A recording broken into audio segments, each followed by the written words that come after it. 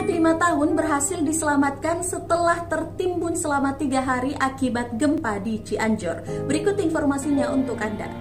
Bocah berusia 5 tahun yang terjebak dalam reruntuhan bangunan akibat gempa Cianjur berhasil dievakuasi oleh pasukan TNI dan Polri.